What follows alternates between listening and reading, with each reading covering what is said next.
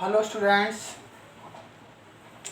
now I am going to explain in your English Flamingo in 40 section point number 3 keeping quiet part 2। जो आपके कुछ stanza मैंने remain छोड़ दिए थे फर्स्ट पार्ट में, आज मैं उनको आपको एक्सप्लेन दे रहा हूँ। तो ये पोएम आपकी मैं फ्रेश कर रहा हूँ आपके इस वीडियो में। देखिएगा, आपका those who prepare gain wars with the gas, war with the fire, victory with no survivor, would put on clean cloth and walk about with their brothers in the sad doing nothing।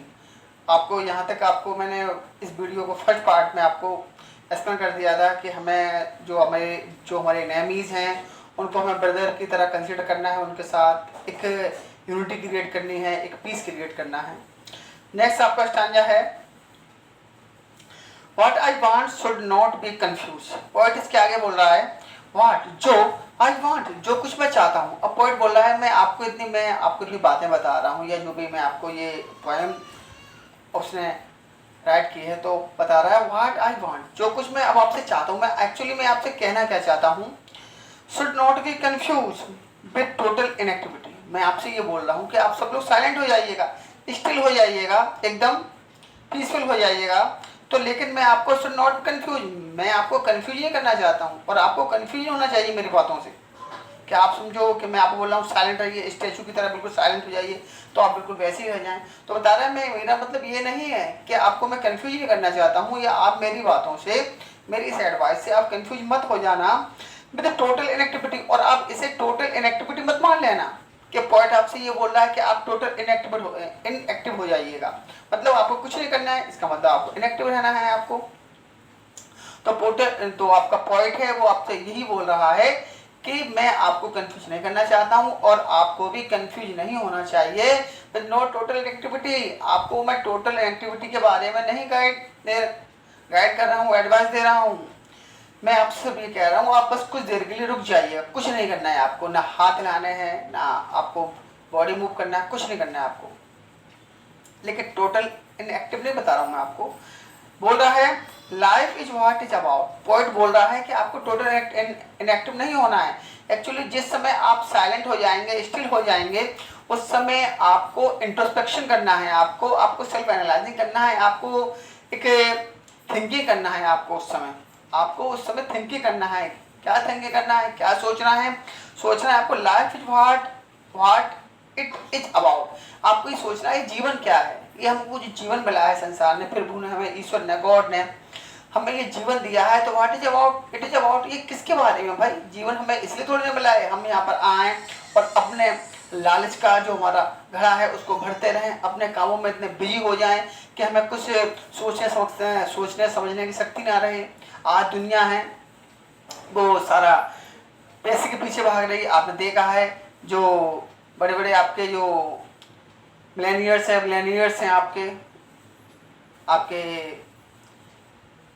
पूंजीपति हैं, पैसे वाले हैं, वो और सोच रहे हैं कि आज हमारा इंडिया में नंबर 1 पे है तो कल हम और पूरे वर्ल्ड में नंबर 1 पहुंच जाएं। पैसे की भूख लोगों को इतनी ज़्यादा बढ़ चुकी है कि वो कुछ नहीं सोच रहा है, वो ये नहीं देख रहा है कि हम कहाँ जा रहे हैं, हम क्या कर रहे हैं, क्या नहीं कर रहे हैं। बस अगर किसी को बता दो कि आपको बस इस काम के लिए आपको 1 लाख मिलेंगे, 2 लाख मिलेंगे, 1 करोड़ मिलेंगे, बस हम लोग अपना ईमान बेच देते हैं और बस उसी की तरह जो भी काम पर दिया जाता है हमें उस काम को हम करने लगते हैं। हम ये भूल जाते हैं कि आखिर हम ये काम करना भी है या नहीं। हमारे सोचने समझने की शक्ति है वो हमारे लालच के कारण वो कहीं लॉस हो जाती है, और लॉस हो भी चुकी है। तो हमें सोचना है, पोएट कह रहा है हमें टोटल इनएक्टिव नहीं होना है, हमें सोचना है कि जीवन क्या है और ये इसका जो पर्पज है लाइफ का वो क्या है। I want no truck with death. मैं आपसे ये कह रहा हूँ आप साइलेंट हो जाइए, स्टिल हो जाइए कुछ पल के लिए। तो मैं ये नहीं कह रहा हूँ ट्रक विद डेथ कि आप अपना मौत से संबंध स्थापित कर लें, मर जाएं आप। ये नहीं कह रहा हूँ मैं। आप जब आपकी बॉडी मूवमेंट नहीं करेगी तो आपको सब लोग मरा हुआ ही समझेंगे, जब आपके अंदर भी मूवमेंट नहीं होगा तो पोएट कह रहा है मैं ये नहीं चाहता हूँ, मेरी इच्छा ये नहीं है कि आप बिल्कुल मौत के सन्नाटे में चले जाएं, एकदम बिल्कुल साइलेंट हो, कुछ भी ना करें आप। पोएट ये भी कह रहा है आप कुछ भी ना करो। पोएट आपसे बोल रहा है डूइंग नथिंग, आप कुछ ना करो। लेकिन पोएट ये भी कह रहा है मैं ये नहीं कहना चाहता हूँ आपसे आप कुछ ना करो। एक्चुअली वो ये चाहता है हम फिजिकल तो मूवमेंट ना करें, हम फिजिकली मूवमेंट ना करें, लेकिन हम उस समय क्या करें, हम अपने माइंड में इंट्रोस्पेक्शन करें, हम म्यूचुअल अंडरस्टैंडिंग क्रिएट करें, हम थिंक अबाउट द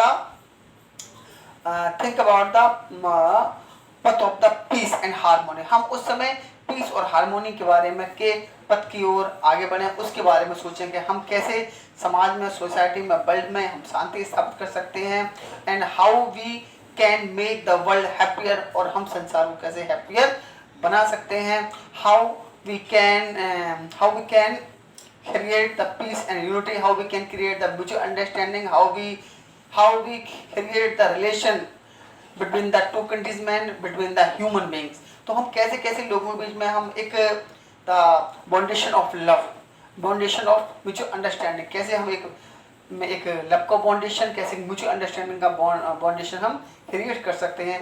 तो हमें फिजिकली तो हमें वहाँ पर स्टिल रहना है, लेकिन मेंटली हमें वहाँ पर इंट्रोस्पेक्शन करना है, हमें थिंकिंग करना है हमें। तो पॉइंट यही आपसे कह रहा है, मैं ये नहीं चाहता हूँ आपसे आप मेरी बातें सुनकर आप कंफ्यूज हो जाएं और आप टोटल इनेक्टिव हो जाएं, या आप अपने मौत की तरह आप अपना मौत से आप अपना संबंध समझ लें कि ये पॉइंट हमें कह रहा है कि मर जाओ। तो ऐसा नहीं मैं कह रहा हूँ। If we were not so single-minded about keeping our lives moving, तो बट पॉइंट ये कह रहा है कि हमें कम से कम ये तो सोचना चाहिए, हमें इतना सिंगल माइंडेड नहीं होना चाहिए। सिंगल माइंडेड का मतलब होता है जो सिर्फ हम एक अपने बारे में सोचता है, या ग्रीडनेस यानी कि जो उसका माइंड होता है, नैरो जो थिंकिंग होती है कि नैरो माइंड होता है। तो बता रहा है point not so single minded, हमें इतना सिंगल माइंडेड होना है कि हम अपने सिंगल के बारे में सोचते रहें, सिर्फ हमें अपनी खुशियों से मतलब हो, सिर्फ हमें अपनी इच्छाओं से, अपनी नीड से मतलब हो। हम ये भी ना सोचें कि हम जो हम काम कर रहे हैं, या जो हम कहीं ऐसा तो नहीं हम अपने डिजायर को फुलफिल करने के लिए हम किसी दूसरे का लॉस कर रहे हो।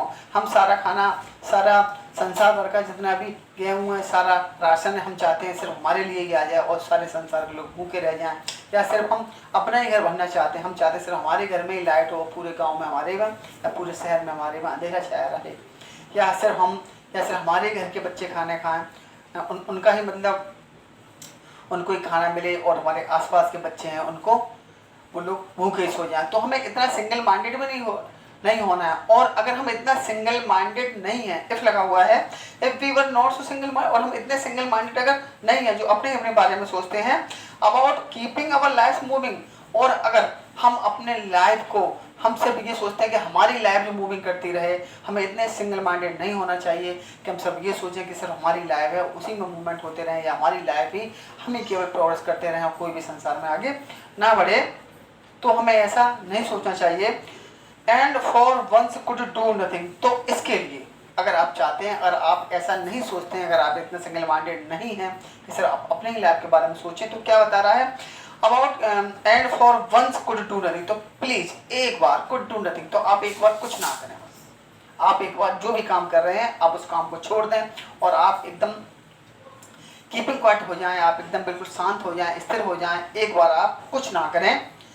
Perhaps a huge silence might interrupt this silence, और जब आप बिल्कुल कुछ नहीं करेंगे, आप बिल्कुल साइलेंट हो जाएंगे, आप अब अलोन से आप फील करेंगे अपने आप को, एकदम साइलेंट मोड में आप चले जाएंगे। तो बता रहा है perhaps a huge silence, तो शायद एक बहुत बड़ा सन्नाटा आपके मन में आएगा।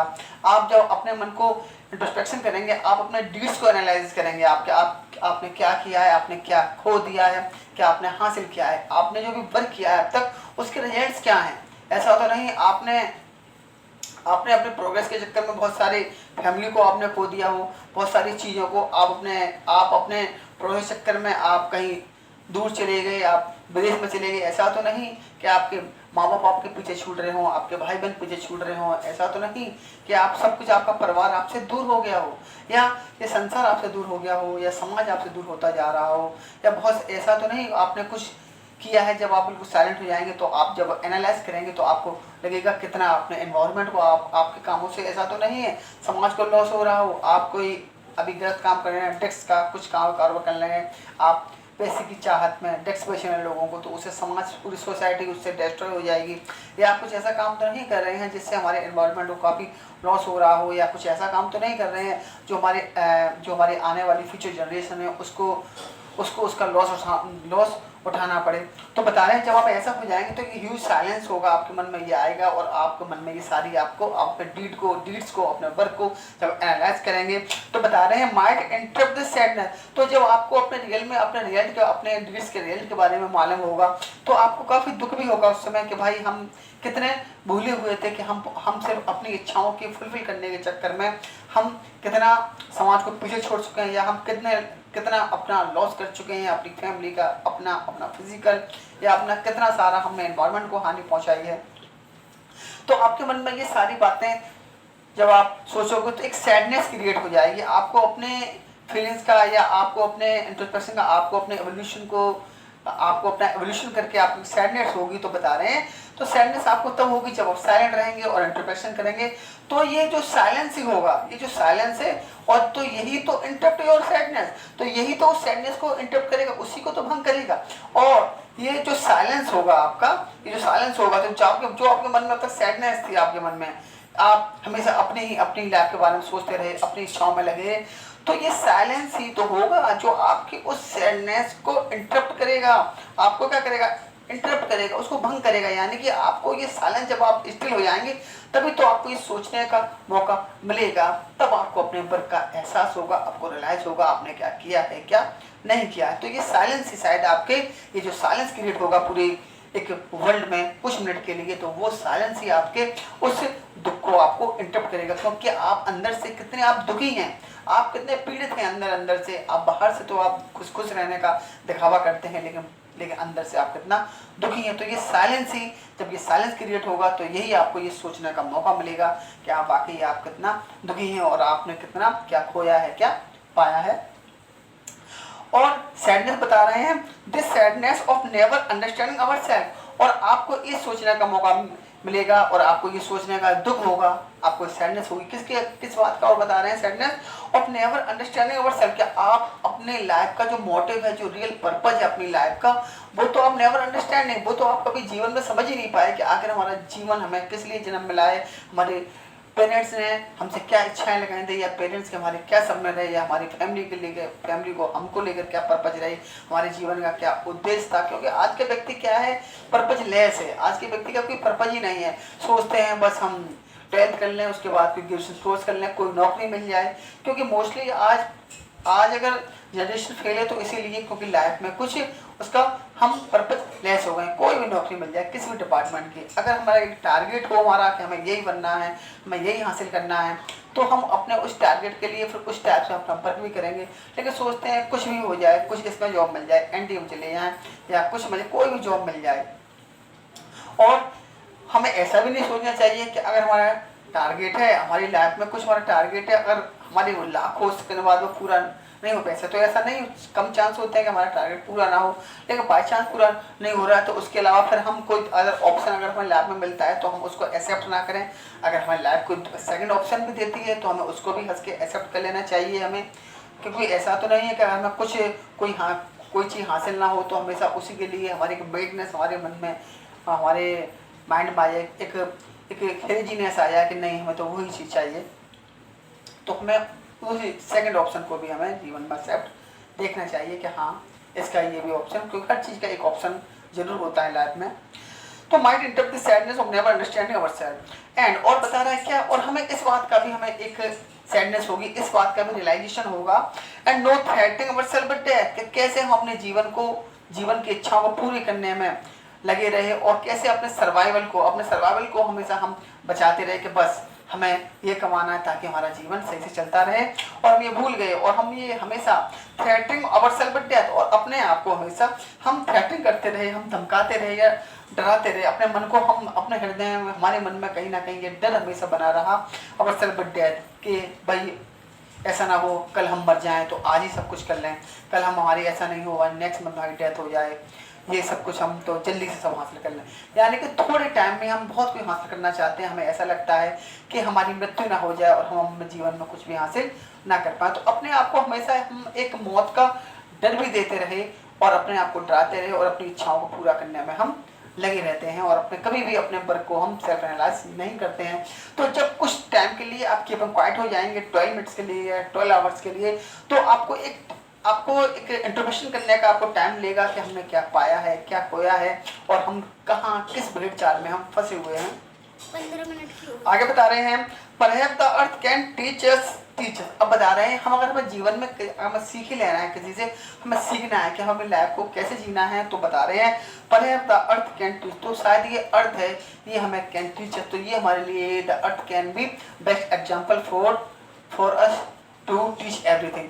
तो जो अर्थ है वो हमारे लिए बहुत एक अच्छा एग्जाम्पल हो सकती है। हमें अर्थ से सीखना चाहिए, हमें अर्थ से सीख लेनी चाहिए कि कैसे हमने जीवन को, हम कैसे मूवमेंट, हम इनएक्टिव भी रह सकते हैं और कैसे हम एक्टिव भी रह सकते हैं। हम इनएक्टिव रहकर भी हम कितने एक्टिव रह सकते हैं। जैसे कि आपने अर्थ के बारे में बताया गया, अर्थ आपने देखा है, हमें लगता है अभी हम अपने घर में खड़े हुए हैं और या कहीं स्कूल में बैठे हुए, कहीं पर बैठे, तो हमें तो नहीं लगता कि हम घूम रहे हैं। क्या आपको भी रियलाइज होता है कि आप किसी उस एग्जीबिशन के उस स्विंग पे बैठे, झूले पे बैठे हुए हैं जो घूम रहा है राउंड में, लगता है आपको? नहीं लगता कि हम कहीं घूम रहे हैं। क्यों? और जबकि आपको लगता है सब कुछ स्टिल है, धरती है वहीं की वहीं रुकी हुई है, पेड़ वहीं की वहीं रुका हुआ है, बिल्डिंग वहीं की वहीं स्टिल हो रही है। लेकिन क्या आपको मालूम है कि हम घूम रहे हैं, हम पृथ्वी के इस ग्लोब के अंदर हम मूव कर रहे हैं, पृथ्वी मूव कर रही है तो उसके साथ साथ हम भी मूव कर रहे हैं। हम सन को देखकर रियलाइज कर सकते हैं कि सन धीरे धीरे जब आपका ईस्ट में आपका राइज होता है और वेस्ट में आपका सेट हो जाता है तो पूरा घूमता हुआ इधर चला जाता है पृथ्वी। हम कहाँ, हमारा फेज जो सुबह ईस्ट में होता है वो हम वेस्ट में पहुँच चुके होते हैं। तो आपको तो अर्थ से हमें सीखना चाहिए। देखने में तो इनएक्टिव है लेकिन बहुत ज़्यादा एक्टिव है हमारी अर्थ। आगे बता रहे हैं, and when everything seemed dead. आपने देखा होगा अर्थ में, पृथ्वी पे आपने देखा होगा एवरीथिंग सीम डेड, हर जब कोई चीज़ हमें डेड दिखाई पड़ती है। यहाँ बताया गया, आपने विंटर सीजन में देखा होगा, आपने विंटर सीजन में आपका ऑटन हो जाता है, पतझड़ हो जाता है, सारे पेड़ के पत्ते आपके गिर जाते हैं। पेड़ को देख के ऐसा लगता है कि ये पेड़ तो अब डेड हो चुका, अब तो इसमें पत्ते वगैरह है ही नहीं है, यानी कि बिल्कुल गिरी सी होती है, वो बिल्कुल डिसअपियर हो जाती है। तो जब हर चीज़ विंटर सीजन में एकदम डेड दिखाई पड़ती है हमको, बिल्कुल हमें इनएक्टिव दिखाई पड़ती है, कहीं कोई कुछ नहीं है, हमें कुछ भी नजर नहीं आता है। और उसी चीज़ को क्या बताते हैं, and later truth be alive. और बाद में मान लीजिए स्प्रिंग सीजन आ जाता है कुछ महीने के बाद, तो जो अर्थ होती है वो उस समय इनएक्टिव तो होती है, यानी कि विंटर सीजन में वो सारी चीज़ें वहाँ पर एकदम डेड से दिखाई पड़ती हैं, लेकिन उस समय एक्चुअली वो इनएक्टिव तो वो हमें इनएक्टिव दिखाई पड़ती है, लेकिन एक्चुअली वो विंटर सीजन के लिए जो हमारी अर्थ होती है वो प्रिपेयर कर रही होती है, या जो ट्रीज होते हैं वो एक न्यू लीव्स को, न्यू ब्रांचेस को क्रिएट करने, जनरेट करने के लिए, ऑर्गन करने के लिए तैयार हो रहे होते हैं। यानी कि जो पेड़ होते हैं, ट्रीज होते हैं, उनमें नई ब्रांचेस आने के लिए वो रेडी हो जाती हैं या न्यू लीव्स आते हैं वहाँ पर। तो इसी प्रकार से हमें भी इनएक्टिव तो रहना है कुछ पल के लिए, लेकिन हमें बहुत ज़्यादा एक्टिव भी रहना है। हमें सेल्फ इंट्रोडक्शन करता है, हमें फ्यूचर की तैयारी करनी है, हमें ये देखना है कि हमारे जो वर्क है, हमारे जो डीड्स हैं, उनसे हमें क्या रिजल्ट मिल रहे हैं, और हमें फ्यूचर के बारे में भी हमें सोचना है। ऐसा नहीं है कि पूरी पृथ्वी को हम सारा जितना हीरा जवाहरात है उसे खोद के निकाल लें, जितना माइनिंग करना है, कोयला जितना निकालना है, कोल माइंस होते हैं सब निकालना है, सब कुछ खत्म कर लें, जितना यूरेनियम है सब खोद के निकाल लें, जितना गोल्ड है सब निकाल लें, सब कुछ हम इस पृथ्वी का जो जितना भी स्टोरेज है, जितना भंडार है, सारा हम कुछ खत्म कर दें। तो हमें ऐसा भी नहीं करना है कि सारे जो हमारे फॉरेस्ट हैं उन सबको ख़त्म करके घर के बच्चे एयर बेड बना लें। तो फिर आखिर ये कहाँ से आएगा, आखिर हम पर जो ऑक्सीजन होगी कहाँ से आएगी। तो कब हमें ये भी रियलाइजेशन करना चाहिए, ऐसा तो नहीं है कि हम इच्छाओं के लिए हम बहुत सारा इन्वायरमेंट को लॉस पहुंचा रहे हैं। अगर हम अपने घर पर फर्नीचर खरीदते भी हैं तो हमें ये भी रियलाइज होना चाहिए कि एक प्लांट तो हमें लगा देना चाहिए, हमें प्लांटेशन भी तो करना चाहिए, तो ताकि उसका जो सिस्टम है या जो उसकी रिकवरी है वो तो उसकी कंप्लीट हो सके। तो बता रहे हैं जो चीज़ हमें एक विंटर सीजन में एक डेड दिखाई पड़ती है, later proves to be alive, और बाद में वही स्प्रिंग सीजन में आपने देखा होगा जो ज़मीन जो हमें इसमें समर सीजन में बिल्कुल सूखी बंजर दिखाई पड़ती है, एकदम बैरन दिखाई पड़ती है, सूख जाती है, चारों तरफ सूखा ही सूखा दिखाई पड़ता है, सारे जो खेत होते हैं एकदम या जो होते हैं। तो वही आपकी जो आपकी रेनी सीजन होता है या आपका जो स्प्रिंग सीजन होता है, तो उसमें चारों तरफ आपने देखा है ग्रीनरीज हो जाती हैं, जो रिवर्स हैं उसमें भी आपका वाटर फ्लो होने लगता है, रिवर्स में बारिश होती है, पानी जो सूखी नदियाँ होती हैं उसमें भी पानी आ जाता है। ये हमें लगता है नदियों को देख कर करेगी ये तो नदी ये तो सूख गई है, इसमें कुछ नहीं होगा। तो वही रेनी सीजन में उसमें फ्लड आ जाती है, बाढ़ आ जाती है। तो हमें कम से कम अर्थ से ये सीखना चाहिए। अर्थ से मतलब यहाँ पे नेचर है, हमें नेचर से हमें सीखना चाहिए कि वो दिखाई तो कुछ समय के लिए कैसे दिखाई पड़ता है, लेकिन बाद में वही चीज़ अपने आप को एक्टिव प्रूव कर देती है। तो now I will count up to 12 and you will keep quiet and I will go. तो पॉइंट अब आपसे ये कह रहा है कि नाउ आई विल, अब अभी तक बोल रहा था वी विल काउंट टू 12, हम लोग 12 तक गिनेंगे। अब बोल रहा है वो I will count up to 12, अब मैं 12 तक गिनूंगा, अब मैं हूँ वो 12 तक गिनूंगा and you keep quiet and I will go. अब आप सब लोग साइलेंट हो जाएंगे, क्योंकि अब मैं भी आपसे बहुत सारी बातें कर रहा हूँ। मैंने आपको इन्वायरमेंट के बारे में, कीपिंग क्वाइट के बारे में आपको इतनी सारी बातें मैं आपको बता रहा हूँ, समझा रहा हूँ। तो पॉइंट कह रहा है मैं चुप रहूंगा, अब मैं आपको नहीं कुछ कह रहा हूँ आपसे और बता रहा है, अब आपको चुप रहना है। अब जो मैसेज मैंने आपको दिया है, मैंने जो मैसेज है वो तो मैंने आपको कन्वे कर दिया है कि आपको किस लिए चुप रहना है, आपको कीपिंग क्वाइट है, आपको किस लिए करना है आपको, और आपको क्या एनालाइज करना है कि आप किससे आपको मुझे अंडरस्टैंडिंग क्रिएट करनी है, कैसे आप पीस एंड हार्मोनी क्रिएट कर सकते हैं, पीस एंड हार्मोनी आप कैसे क्रिएट कर सकते हैं, कैसे how we can move towards the path of success, the path of future, the path of peace and harmony. तो बता रहा है पर अब आपको ये सारी चीज़ों को इंट्रोस्पेक्शन करना है, आपको सेल्फ एनालाइज करना है आपको। तो अब बता रहा है कि मैं अब 12 तक काउंट कर रहा हूँ, मैं भी साइलेंट हो जा रहा हूँ और आप भी साइलेंट हो जाइएगा और आप रियलाइज करिएगा ना आई विल गो, अब मैं यहाँ पर जा रहा हूँ, अब मैं आगे आपको कुछ नहीं समझाऊंगा और मैं भी अब आपको कुछ नहीं समझाऊंगा। पोएम पूरी आपको एक्सप्लेनेशन दे दिया है। तो आपको अब कुछ टाइम के लिए आपको कीपिंग क्वाइट रहना है, आपको साइलेंट रहना है, आपको इनएक्टिव हो जाना है, फिजिकली इनएक्टिव हो जाना है, मेंटली इनएक्टिव नहीं होना है आपको। तो बस ये आपकी पूरी पोएम है, आपकी एक्सप्लेन हो गई है और मैं होप करता हूँ आपको पोएम अच्छे से समझ में आ गई होगी।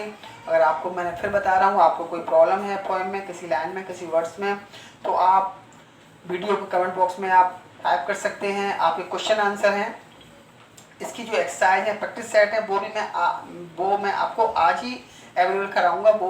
वो आपको आज इसके सारे क्वेश्चन आंसर वगैरह हैं। पहले तो आप क्वेश्चन आंसर तो आपको नहीं कराना है, पहले अभी मैं आपको पोएम का स्टांजा का आपको प्रैक्टिस सेट दूंगा। आपने क्या समझा है क्या नहीं समझा है वो आपको सेव करना है।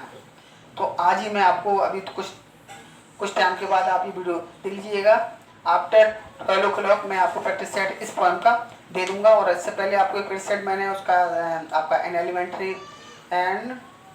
एलिमेंट्री स्कूल इन सिलम में आपका प्रैक्टिस सेट नंबर 2 आपको मैंने आपके ग्रुप पे पोस्ट कर दिया है। तो आप उसके क्वेश्चन आंसर से आप सॉल्व करके आप वो मुझे सेंड कर सकते हैं उसके पिक्स, जैसे आपने प्रैक्टिस सेट बन के भेजे थे। और इसका प्रैक्टिस सेट भी वो मैं आज की डेट में, आज 30 जुलाई को आज ही मैं अवेलेबल कराऊंगा। तो ये वर्क भी आपको आज ही करना है। और फर्स्ट ऑफ अगस्त से आपके ऑनलाइन क्लास चलेगी माइक्रोसॉफ्ट टीम ऐप पर। उसके लिए आप रेडी रहिएगा, सब कुछ अपना स्कूल से अपना पासवर्ड आईडी आप अरेंज कर लीजिएगा, रिसीव कर लीजिएगा। तब तक के लिए have a good day, bye.